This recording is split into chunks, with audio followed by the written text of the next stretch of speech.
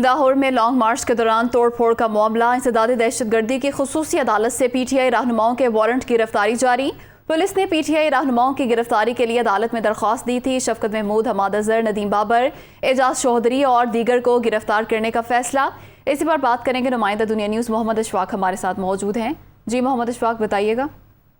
जी बिल्कुल, लॉन्ग मार्च के दौरान तहरीक इंसाफ के रहनुमाओं की जानिब से पुलिस पर हमला करने और इमलाक को नुकसान पहुंचाने के इल्जाम में थाना गुलबर्ग और थाना शादरा में इंसदाद दहशतगर्दी की दफात के तहत मुकदमा दर्ज किए गए थे। और इस हवाले से अब पुलिस ने लाहौर की इंसदाद दहशतगर्दी की खुसूसी अदालत में ये दरख्वास्त दी थी कि इन तमाम रहनुमाओं को गिरफ्तार करके इस केस को मंतकी अंजाम तक पहुँचाना चाहते हैं। जिसके बाद इंसदाद दहशतगर्दी की खुसूसी अदालत की जज अकबर गुल ने तमाम पीटीआई के रहनुमाओं के नाकाबिले जमानत वारंट गिरफ्तारी जारी कर दिए हैं।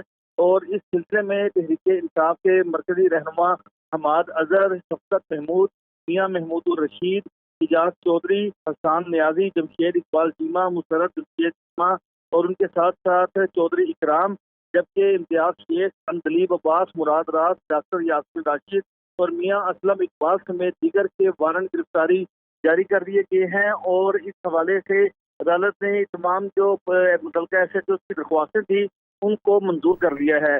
अब वारंट गिरफ्तारी जारी होने के बाद पुलिस को ये मुकम्मल इख्तियार हासिल है कि वो तहरीक इंसाफ के रहनुमाओं को किसी भी वक्त गिरफ्तार कर सकती है।